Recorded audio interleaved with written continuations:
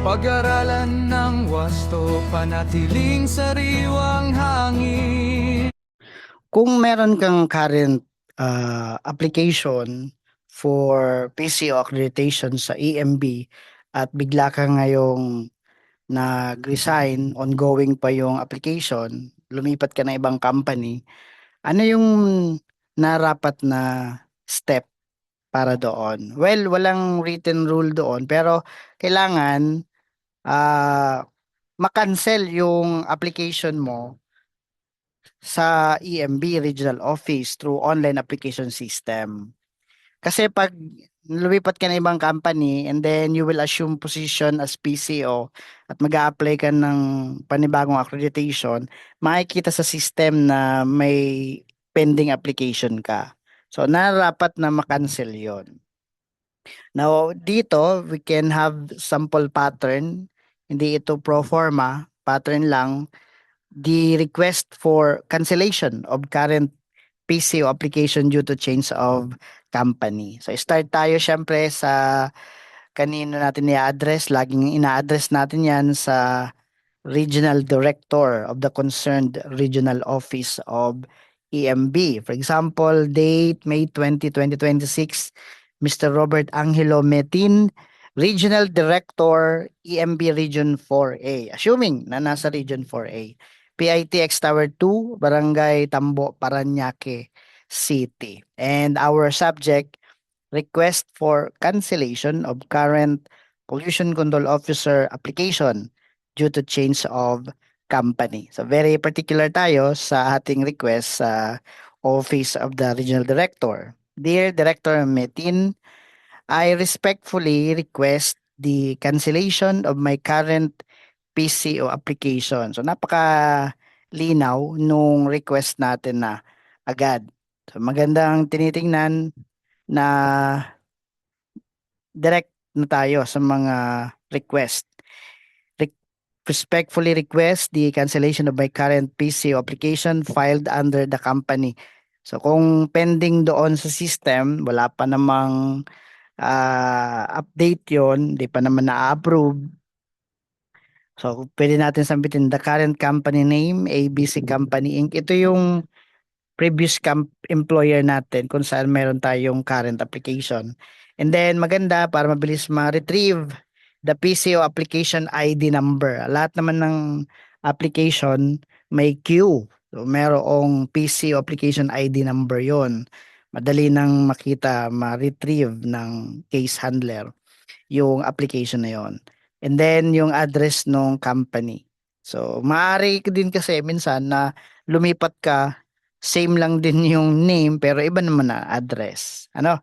So we can put the company address. Now here we have a statement that will support our request for the cancellation of the current application. The request for cancellation is being made due to change of company or employment affiliation. So, mahalaga naman na nasasambit, and I will no longer continue the application process under the above mentioned establishment. So, yun, mahalagang mga statement yun, no longer continue the application process. Yan. And then dito, I hereby request, although na-request mo na sa unahan, mas maganda, maging malinaw, I hereby request that the existing PC application be canceled or withdrawn from the online PC application system to avoid duplication. Yun na yung sinasabi natin kanina. And to allow processing of my application under the new company assignment. Pursuant kasi doon sa Section 7 of DAO 2014-02 that no PCO shall serve for more than one establishment. So, kung meron kang existing PISA application at tapos mag-a-apply ka naman ng bagong application sa ibang company, nakikita sa system na duplicate or baka dalawa na ang hahawakan mo, which is hindi pinapayagan ng DNR Administrative Order number 2014-02, Section 7. So, pwede mo ring sambitin details of the new company as follows. Ito na yung bagong employer mo kung saan dyan ka mag-a-apply ng accreditation in the future. So, para makita na agad.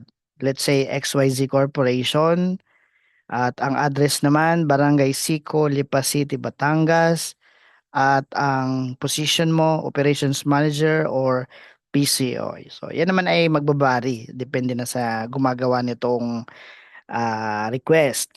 Attach her with our supporting documents for reference. Mahalaga yung screenshot nung current PCO application. Although nasasambit mo naman dito yung detalye, lalo yung PC application ID number, maganda na bigyan mo ng supporting documents. Ganyan naman talaga tayo sa mga request. We support our request with documents. Resignation letter, new appointment letter as PCO, certificate of employment from the new company, yan ay kung meron.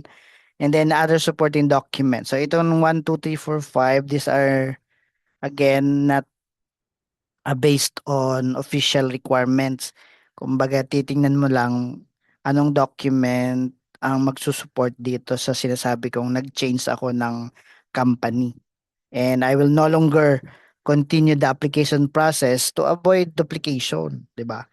So yun lang, and I am hoping for your favorable consideration and approval of this request. Thank you very much. Respectfully yours, sino yung applicant? So usually sa screenshot ng application nakikita doon yung pangalan ng applicant. Sa screenshot ng application nakikita doon yung PCO application ID number. Ayun. So mahalaga yun. Now, kung meron kailangan contact information, ilagay natin yan dyan. And then, dito, mas maganda ay supported na rin ng new managing head. Halimbawa, yung doon sa current employer mo, ipa-noted mo na may future transaction ka ng application for accreditation sa bagong company. Maganda yung merong nag no-note pa din maliban na ikaw lang. Well, again, this is not a pro forma pattern lamang. So, makakatulong itong noted by the new managing head of the new company na i-represent mo. So, this is your sample of request addressed to the regional director, and then we indicate the request for cancellation at supported with documents. Of course, duly signed. So I hope we have learned something on how to request for cancellation of current pollution control officer application due to change of company.